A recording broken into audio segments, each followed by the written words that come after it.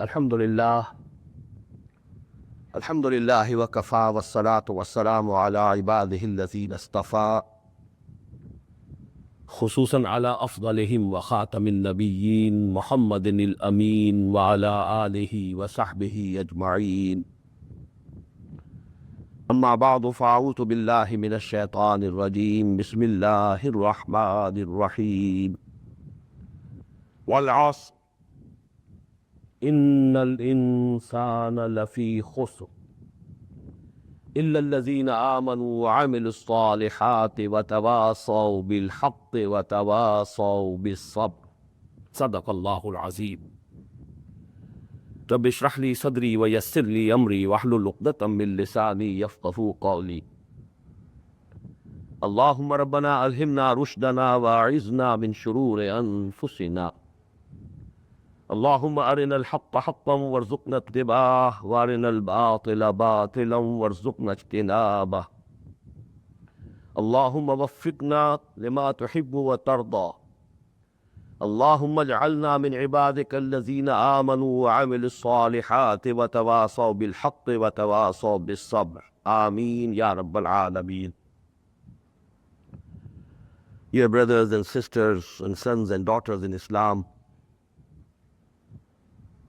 essentially we have to begin with the study of the selected course of study that I compiled about 30 years ago.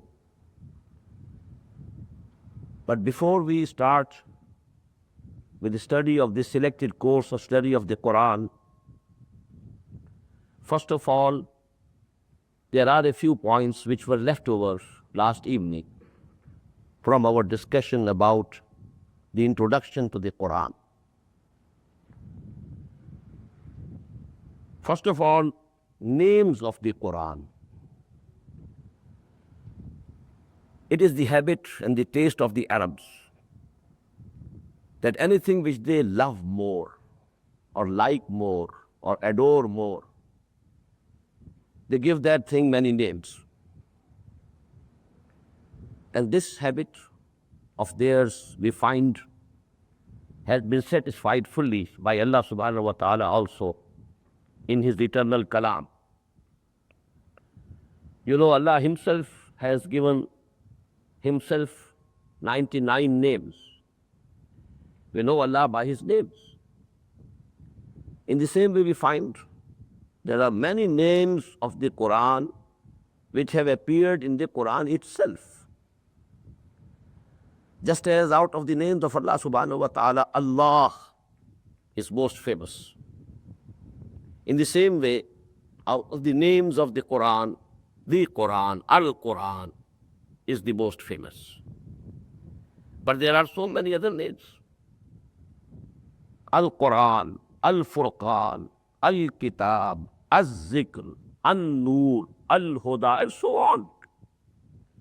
Nearly 25 names have been given by Allama Jalaluddin Suyuti, rahimahullah, in his famous book, Al-Itqan fi Ulum-ul-Quran. And all these names appear in the Quran. But I need not give you the full details of this list, only an impression. These are all names, and then adjectives are added to them. Al-Quranul Hakim, Al-Quranul Majid, Al-Quranul Kareem. So actually, Al-Kareem, Al-Majid, Al-Hakim, Al-Mubin, Aameen wal Kitab al-Mubin. Now these are the adjectives added. Now you can multiply the names with the adjectives. With Al-Quran we have Yasin wal Quran al-Hakim, Qaf wal Quran al-Majid, Saad wal Quran al-Zikr, Quran al-Hakim, Quran al-Majid, Quran al-Kareem, bal huwa Quranun Majidun fi lawhin mahfuz, innahu la Quranun Kareemun fi kitabin maknoon, and so on. I must give you the meanings of the most famous name of the Quran, and that is Al-Quran itself. There are two opinions about the root of this word. Qaf, Ra, Noon, Qarn. Qarn means to bring something together. The same concept as we have in the English word composition.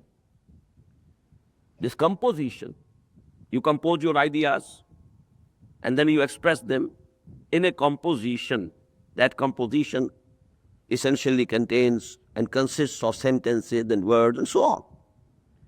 So actually, this qarn, that is one opinion, that Al-Quran is derived from qarn.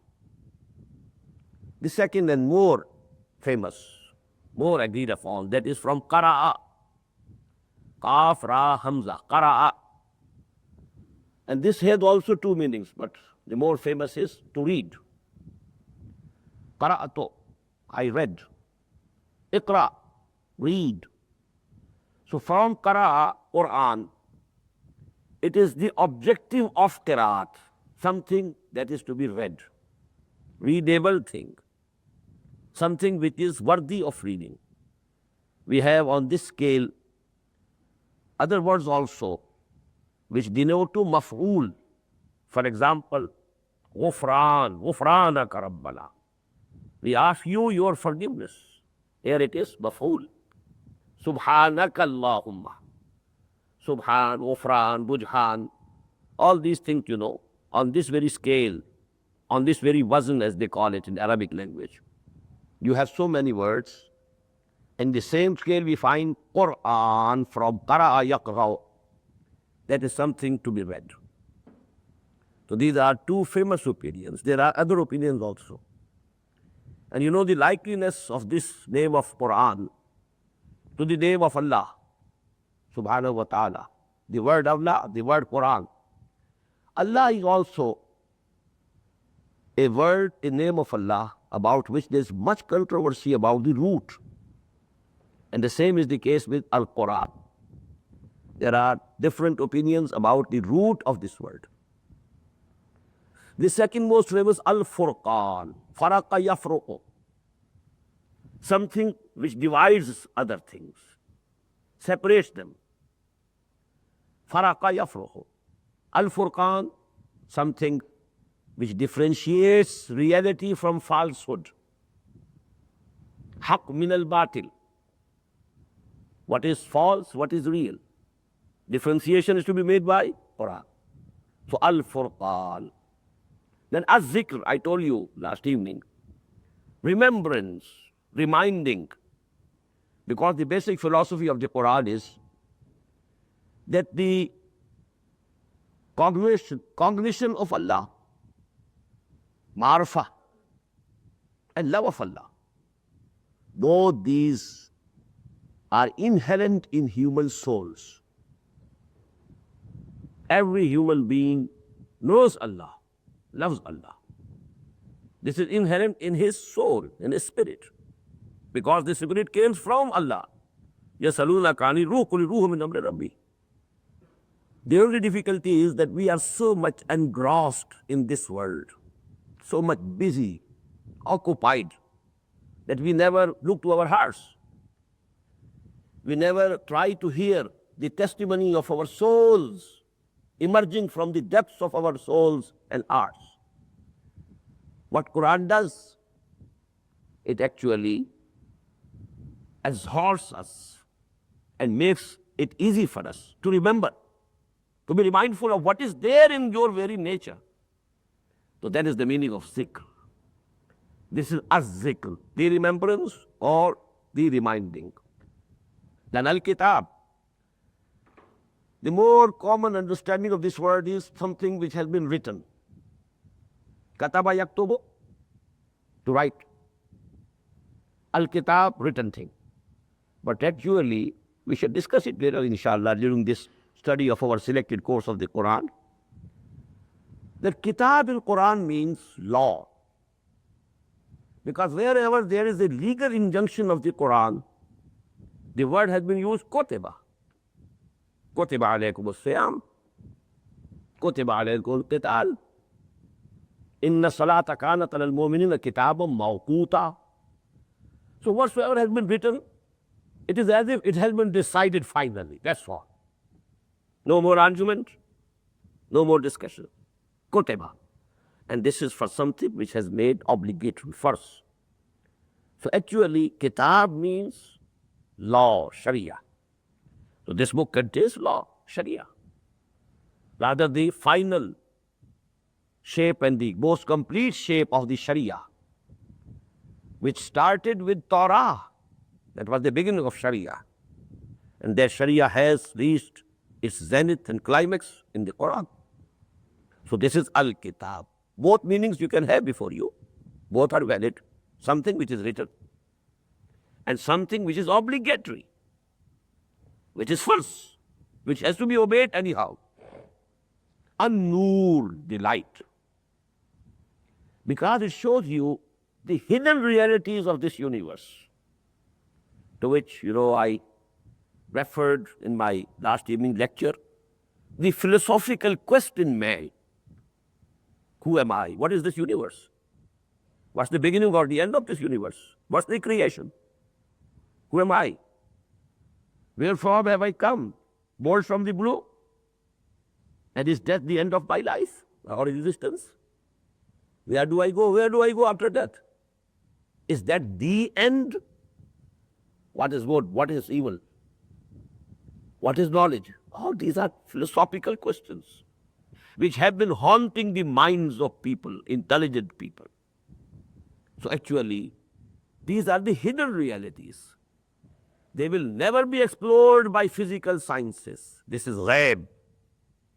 That is why this word appeared in the very beginning in the Quran. Alif Lam Mim, ذَلِكَ الْكِتَابُ لَا رَيْبَ فِيهِ هُدًى لِلْمُتَّقِينَ الَّذِينَ يُؤْمِنُونَ بِالْغَيْبِ. And let me quote here a saying of Confucius, the Chinese saint or sage or philosopher, whatsoever you may call him. He said a very beautiful sentence. There's nothing more real than what cannot be seen.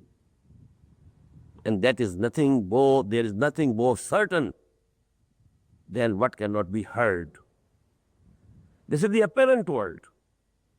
But the reality lies beyond the scope of your senses and sense organs. This is the ghaib. Now, as we need light to see the facts of this world, material world, even if our eyes are okay, we can't see without light. In the same way, to be able to see and comprehend the hidden realities of this universe, you need an inner light, and that inner light is Quran. An-Nur. It reveals all the hidden realities of this creation, of this universe. In the same way, Al-Huda, that I discussed last night. Al-Huda, at the individual level also. How to build a healthy, normal, human personality. Number two, how to establish a just social order.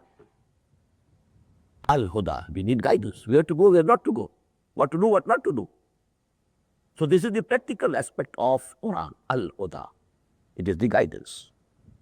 So I finish my discussion on this topic with this. This is about the names of the Quran, and then the adjectives. I have mentioned to them a few of them, mentioned to you a few of them. Now the second point, which was left over yesterday. I told you the final unit, basic unit of Quran is ayah. Ayah means a sign and symbol of divine knowledge and wisdom. Ayahs, they go to make, they are composed into surahs. Surah means literally a rampart, a big wall, tall, high wall surrounding a city. What does it denote? Every surah of the Quran is a city of the knowledge. Just as we hear a hadith, I have not been able to ascertain the validity of the hadith, but I think it's commonly accepted. Ana madinatul ilm wa aliyul babuha. So every surah of Quran is a madinatul ilm.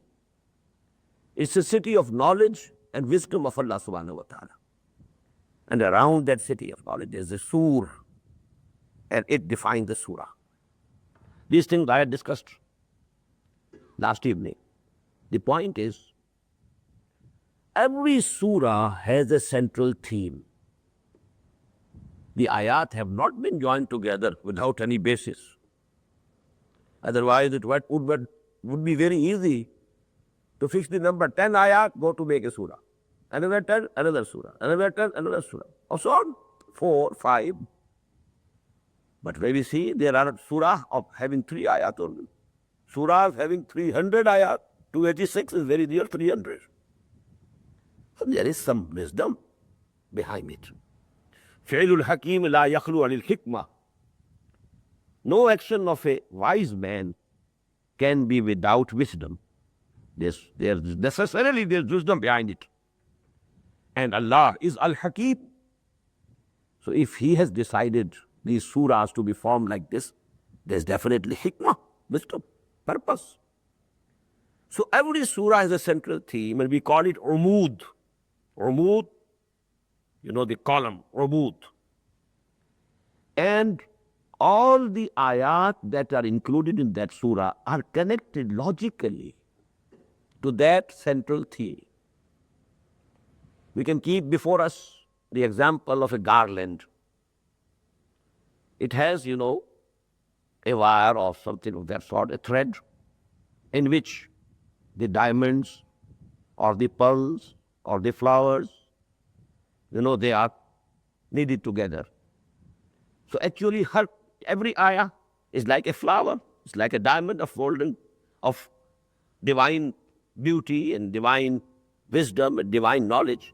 But then that thread of that surah has made it into a garland. And you know, every flower, every diamond, every pearl has a beauty of its own.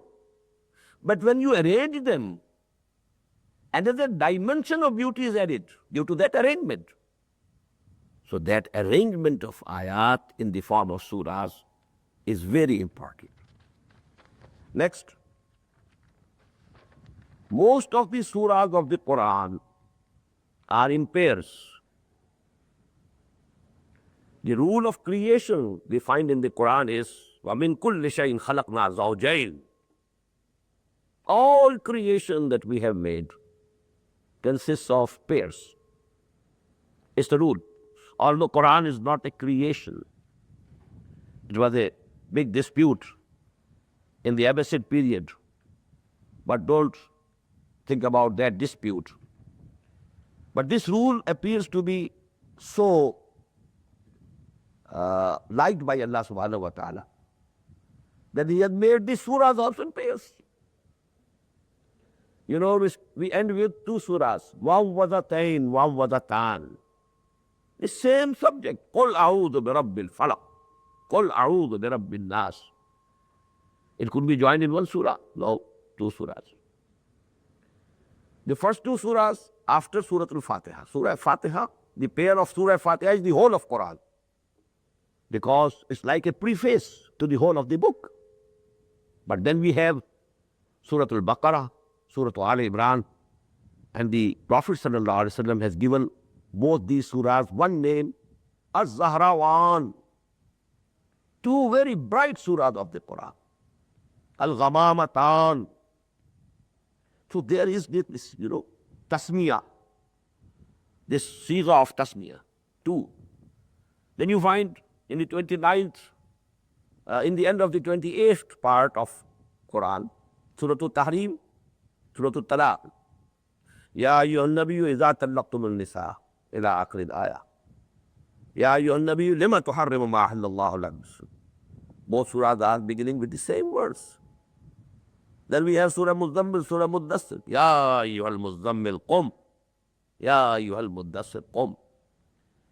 This is only to give you a few examples. Most of the surahs of the Quran, they are in pairs. And what's the use of these pairs? You know, human beings are in pairs, male and female. All animals are in pairs, males and females. So what do you understand what this pair is? Man, woman, 90% they are alike. They are similar to each other. He cow and she cow, both are the same. Only a small difference. So there must be similarity in the two surah of a pair to a great extent. But then there should be some difference also. But this difference has to be complementary. Complementary. They must join together for some purpose. Why this male and female? For progeny, for procreation. There can be no procreation without the other pair, No male can have procreation. No female can have procreation. But both, they actually, this difference is for a purpose, not without any purpose. So this is essentially the meaning of a pair. In the same way, in the two surahs of a pair, you will find one aspect of the same subject being discussed in one surah, and the other aspect of the same subject you will find in the other surah. Just as you call two aspects of a picture, two sides of a picture, two sides of a leaf. They go to make a page. So in the same way, these surahs, they are in pairs. There are very few surahs which are individual, alone, without any pair. Most of the surahs in pairs. Then now these surahs, I told you, they go to make groups. These groups, as we have discussed last evening, there are 7 groups, small and big. Just as the ayat are small and big, just as the ahzab are small and big, just as the surahs are small as well as big, in the same way the groups are small or big.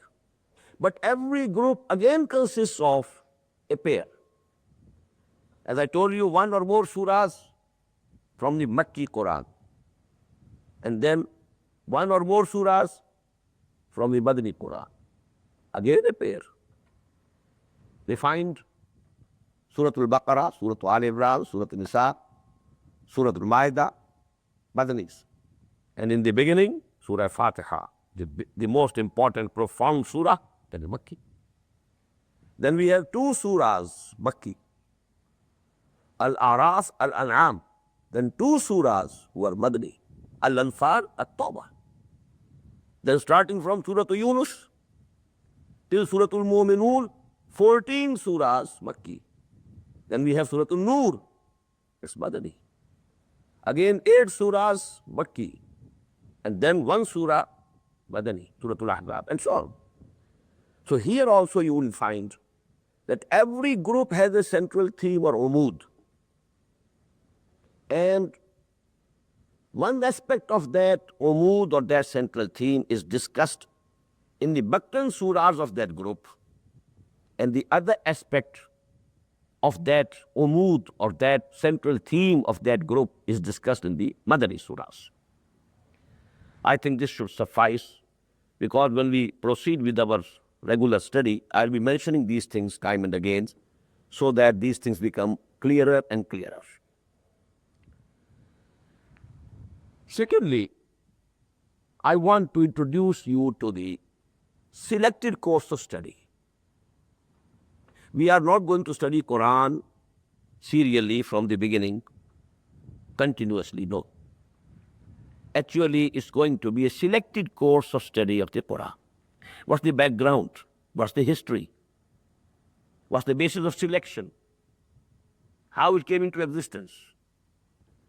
It is as if from the introduction to the Quran as a whole, now we are shifting to the introduction of this selected course of study of the Quran. The history is that when I was very young, only 19 years of age, I was studying the 3rd year of MBBS course at the King Edward Medical College in Lahore. I was an active member of Islamic Jamiyat Talaba. I was appointed or elected, whatever you may say, the Nazim or organizer of the local chapter of the Jamiyah at Lahore, as well as the provincial chapter of the Jamiyah of Punjab. In December 1951, I organized a camp, training camp for the members of the Jamia. We, just as some of the brothers are staying here together, it reminds me of those days of my early youth. 43 years back, I had, I think, about 35 students. We were living at one place for 10 days. Some scholar was teaching us some ahadith, someone else was teaching us some Quran. Naturally, whole of the Quran couldn't be taught. So there had to be some selection. And I was fortunate enough, I must say, that Maulana Aameen Islahi taught us Quran for those 10 days. Or Maulana Abul Ala Maududi, rahimahullah, he taught us hadith for those 10 days. Maulana Naim Siddiqui, he taught us some literature during those 10 days. Malik Ghulam Ali, he taught us some fiqh during those 10 days. So now about the Quran. Maulana Aameen Islahi, he selected 5 or 6 places from the Quran. For example, to give you a glimpse of what a moment should be, what should be the foundations of the character of a moment, he selected 2 parts. The first 11 ayat of Surah Al-Mu'minun and similar ayat from Surah Al-Ma'arij. That was the basis of a Muslim family. He taught us Surah Al-Tahrim. Now, what are the basic principles of the organization of the Ummah? He taught us Al-Hujurat. Then what is jihad fi sabilillah? That was the aim and object of jihad fi sabilillah. There was a difference between jihad and qital fi sabilillah. For that, he chose Surah Al-Asr. Then what are the difficulties and tests in this way when you want to establish the deen of Allah, the yuzhirahu ala deeni kullihi, and how you are required to be steadfast, to show forbearance. For that, he selected Surah Al-Ankabut. So these were the places of the Quran which he taught us. Again, in the summer vacation of 1952, I organized another camp and a bigger one. I was lucky to be the organizer of both the camps. Then I again listened to the dars of Maulana Aameen Islahi on these places. So that is actually the beginning of this concept of a selected course of study. Later on, I built it. I filled the gaps in between. I gave it a firm basis. That basis is Surah Al-Asr, the starting point. And in about 15 years' time, I finished this work of composing or editing the selected course of study of the Quran. And for the last 25 to 30 years, I've been explaining this selected course of study. Many times I've spoken about it, from the very beginning to till the end. And there have been videos and audios. Videos are just a recent phenomenon. But audios, they were, available in the very beginning also. But this was actually in Urdu all the time. There was a demand from the Western world, people who listened to those tapes, and they found them beneficial, useful. So there was a demand that you should deliver these durus in English also. I hesitated badly because I've never lived for any considerable time in any Western country. I was never a student of English literature. Although medicine was taught in English, but that's a technical language, not a literary language. So I was very hesitant. It was only last year when I visited here, and my first sermon was the Jummah sermon at Trenton Mosque. I think the name is Masjid al-Safa at Trenton. I felt that it seems that Allah subhanahu wa ta'ala has opened the knot of my tongue. Rabbi shrah li sadri wa yassir li amri wahlul uqdatam min lisani. And I felt, that maybe I can do this work. And that is how I'm here for this job. So this is actually the historical background of this selected course of study. And I must say that my all efforts of these 40 years, they revolve around this selected course of study. From my lessons and rules of the selected course of study came up the organization Anjuman Khudam-ul-Quran, the Society of the Servants of the Quran at Lahore, and then its branches grew. Then on that very basis, because it gives us the idea of the basic duties of a Muslim, then I had to found Tanzeem-e-Islami. Those people who are ready to do their lot, their bit, who are ready to fulfill their obligations towards Islam, they must join together. La Islama illa bi Jama'ah. So that Jama'ah was Tanzeem-e-Islami and is Tanzeem-e-Islami. So all this actually, you may say, these are the fruits of the same tree. The tree is actually the whole of Quran, but practically I should say, that tree is this selected course of study. Now the second point about this selected course of study of the Quran is, what's the objective? Selection can be made from the Quran on different issues, different topics. For example, if one decides to select the verses and the ayat and the surahs which discuss exclusively and specifically the principle of Tawheed, there will be a selected course of study of the Quran for Tawheed. There could be another one about Risalah. What is the messengerhood? It has been discussed at various places in the Quran.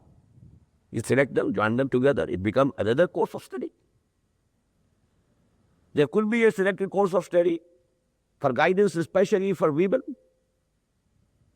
It could become a selected course of study of those ayat, those surahs, which deal with the problems of women, particularly. So there can be hundreds of courses of study selected from Quran. But what is the basis of the selection of the surah or ayat which I have included in this selected course of study? Two things are the main objective. Number one, it should be clear to the listener and the student what Islam is. Is it a dogma only? Or does it consist of rituals only? Or does it consist of, in addition to dogma and rituals, some social customs alone? What it is? It should become absolutely clear. Our cognition, our understanding of Quran as a whole, of Islam, what is Islam? And number two, and more important, that Islam requires of us. What are our duties and obligations for Islam? What our Creator, our Sustainer, our Lord demands of us? What does He want from us? What has He made obligatory on us? What are the farais, the duties? Because I feel the most of the inaction or evil action of the Ummah, Be'amali or Bad'amali, it springs from a narrow and limited concept of Islam, and more so from a narrow and limited concept of the duties of a Muslim. This concept of the duties of a Muslim has become very narrow, very limited. Now, the behavior and practical attitude of a person necessarily depends upon his own conceptions. I have been giving an example. If you employ a person and you tell him, these are 10 duties that you have to perform every day. Due to some accident, he remembers only 3. He has forgotten the rest of the 7.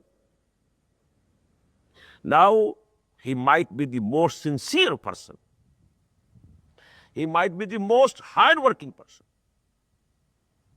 But all his work and achievement will be limited to those 3 duties. Regarding the rest of the 7, his achievement, his performance will be 0. Will he be a successful servant in the eyes of the employer? Despite the sincerity, despite the hardest labor that he has put in, can be declared unsuccessful. Well, you're getting full marks in 3 papers, but zeros in 7. How can you pass? So actually, these 2 things are most fundamental. The decadence, the downfall of the Muslim Ummah is based on these 2 things. The concept of Islam, changing from deen to mazhab. It has become a religion, not deen. And number 2, the concept of our duties as Muslims has become very limited, very narrow. So there are people, very pious people, regarding those narrow things. खाल खाल इस कौम में अब तक नजर आते हैं वो करते हैं अश्के सहर गाही से जो जालिम वुजू. But what is happening to the ummah as a whole? Why? Because the Muslims, by and large, have forgotten their duties as Muslims. Even those who are very pious, very muttaqi, they are making prayers, all the 5 prayers in the mosque. But they are just ignorant of their other duties. So that is actually the more important objective in selecting the ayat and the surahs which have been included in this selected course of study. And that is why I have given the basis of Surah Al-Asr. Because Surah Al-Asr discusses the same question. Al-Asr, inna al-insana lafi qutr, illa allazina amanu, amilu salihat, wa tawasaw bil-haqqi, wa tawasaw bis-sabr. Here 4 prerequisites, preconditions have been mentioned by Allah subhanahu wa ta'ala for salvation. You cannot hope salvation without fulfilling 4 conditions.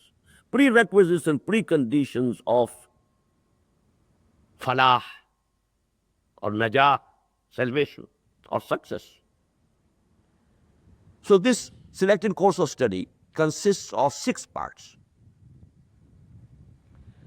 In part 1, along with Surah Al-Asr, there are 3 more places which are more or less as much profound as Surah Al-Asr itself.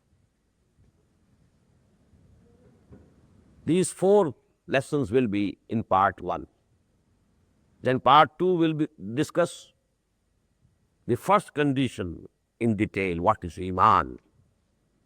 Illa allazina amanu. Part 3 consists of surahs and ayat, especially which deal with amal salih, the good deeds, the righteous deeds. But there are different levels, at individual level, at social level, at the level of state, ummah, millah. So this will be 3 levels of good deeds, righteous deeds. Then in the 4th, tawasaw bil haqq, different, terms regarding tawasi bil haqq. You should be able to proclaim the truth. You should be able to preach it to others. Then the 5th, tawasi bil sabr. You have to be steadfast and forbearing. You will have to pass through tribulations and tests, because it's easy to tell a truth, but truth is always bitter. It brings resentment, maybe persecution. And now you have to be steadfast, forbearing. You need endurance. Part number 6 again, the most comprehensive, most profound surah of the Quran regarding this subject. That is Surah Al-Hadid. And that is the only surah in that whole part, number 6. So this is a brief introduction to the selected course of study which we will be, inshallah, discussing in these sessions. And now I start with Surah Al-Asr.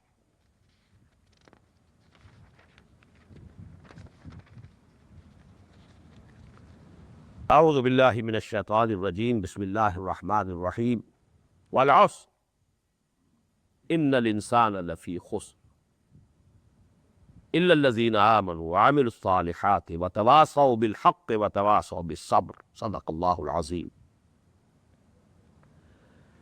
First of all, I want to give you the translations given by 4 authors. First of all, how has Muhammad Marmaduke Pikhtal translated this surah?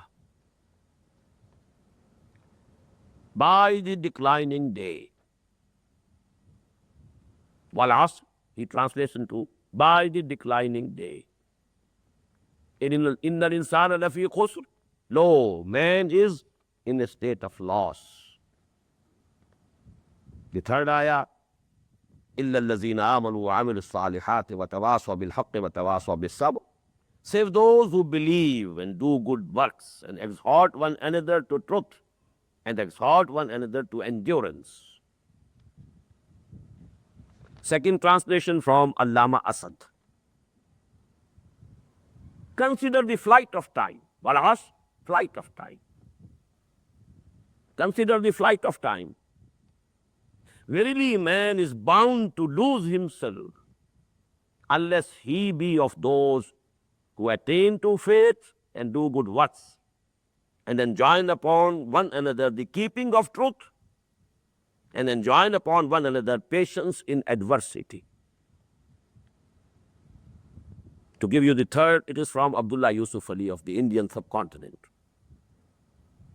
By the token of time, through the ages, verily, man is in loss, except such as have faith and do righteous deeds and join together in the mutual teaching of truth and of patience and constancy.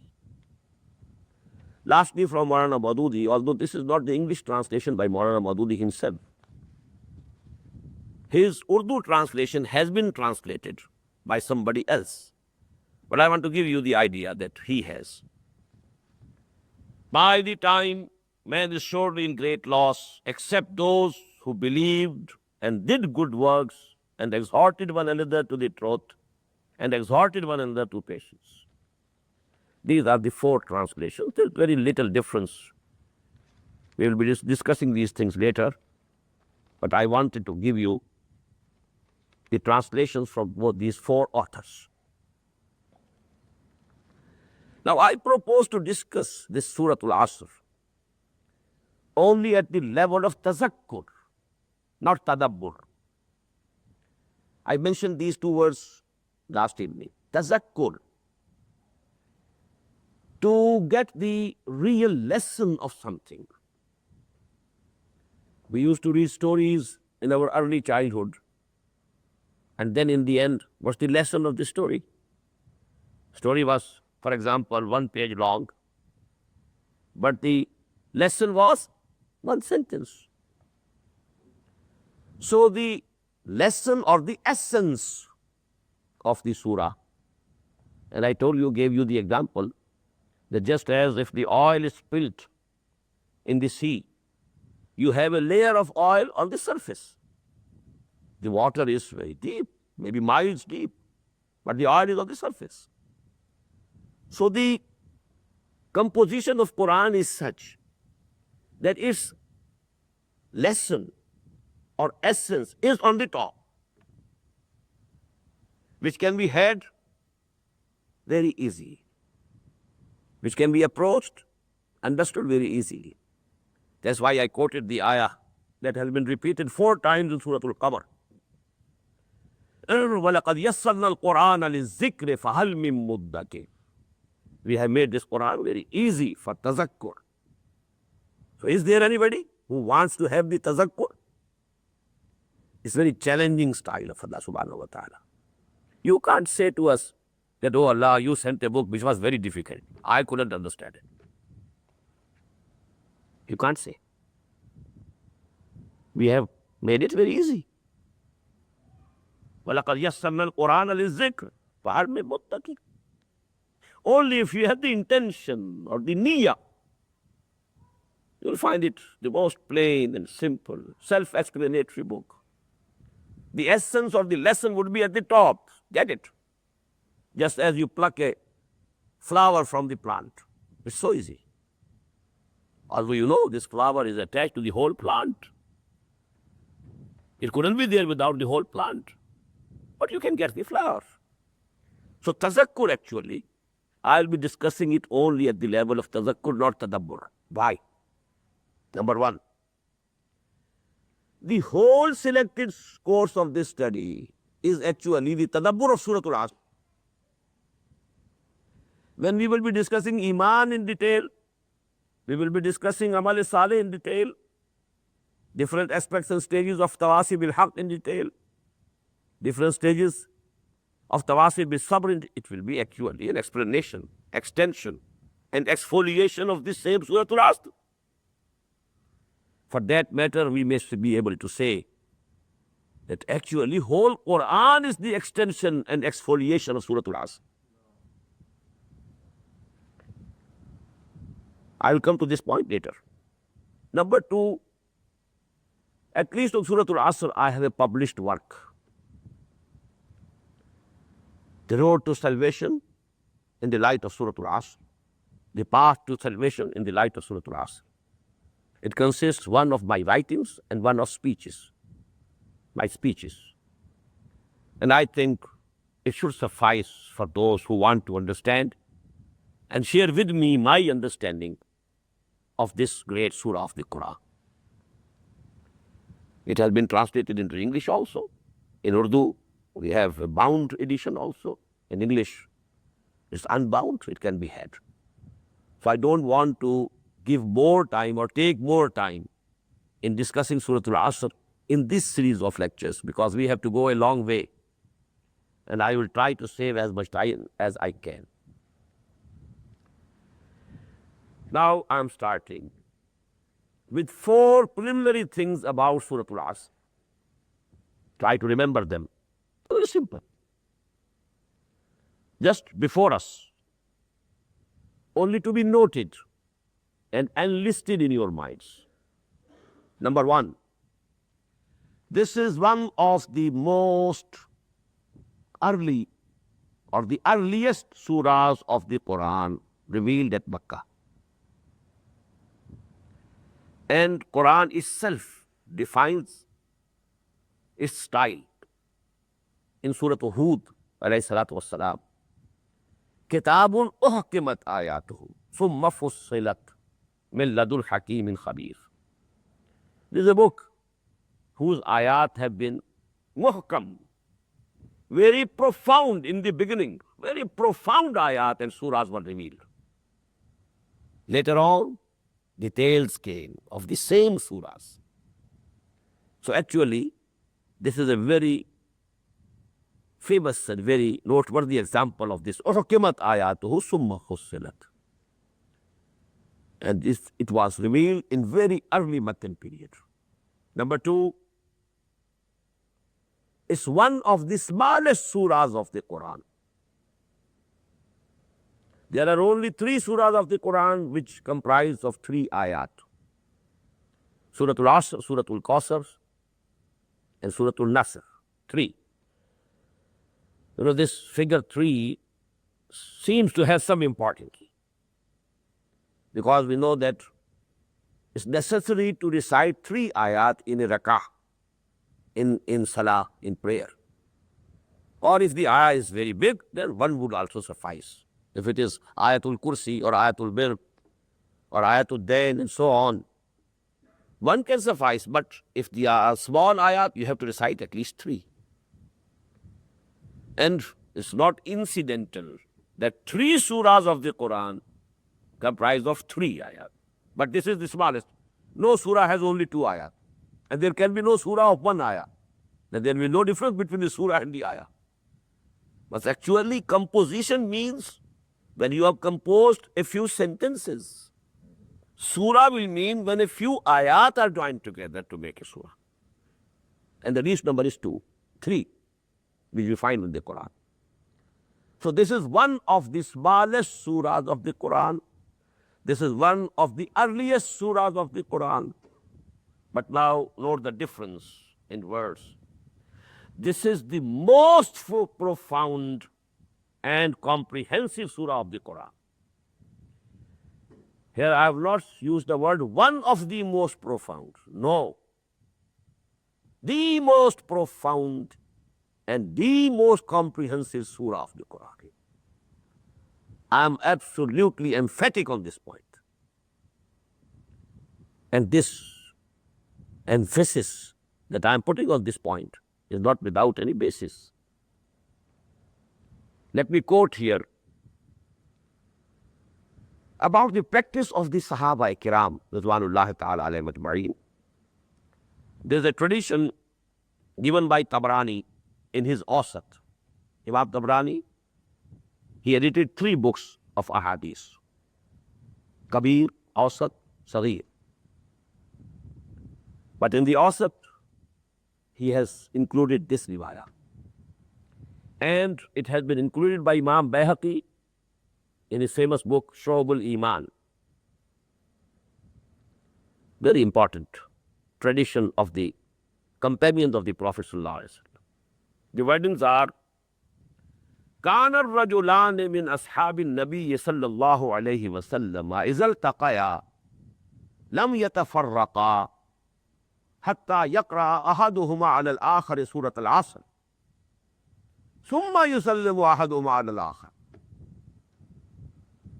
When 2 persons from among the companions of the Prophet used to meet with each other, they never departed from each other unless they had recited one to the other and the other to the first, Surah Al-Asr. This practice of the Sahaba couldn't be without any reason. I will discuss it later.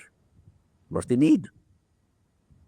What's the necessity to recite this surah? So common. Although we may think, and we do think, Surah Al-Ikhlas is much high, much more exalted. Surah Al-Fatiha is at a very high level.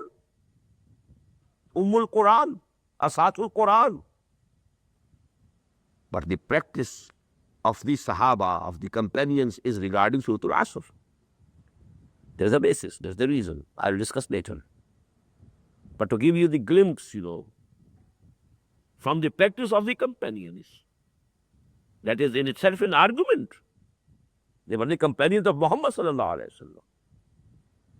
كان الرجلان من أصحاب النبي صلى الله عليه وسلم إذا التقيا لم يتفرقا حتى يقرأ أحدهما على الآخر سورة العصر ثم يسلم أحدهما على الآخر. Then they used to salute each other, say Salaam alaikum, and then depart.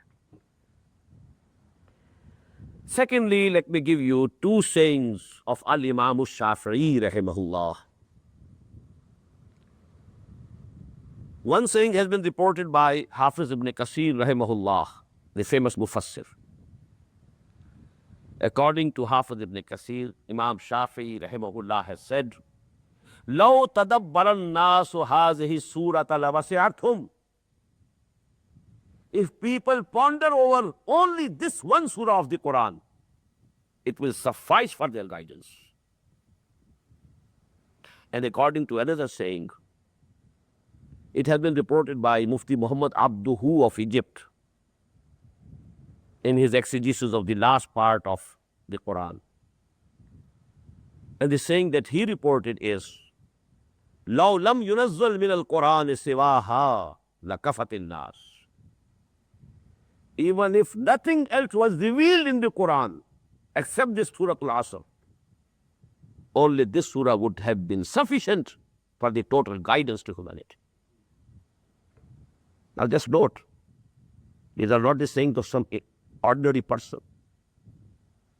Al-Imam al-Shafi'i, although the Hanafis do think, and I also do think, that regards the legal understanding of the deen, legal and constitutional aspects of deen, Imam Abu Hanifa stands at a much higher level than Imam Shafi'i.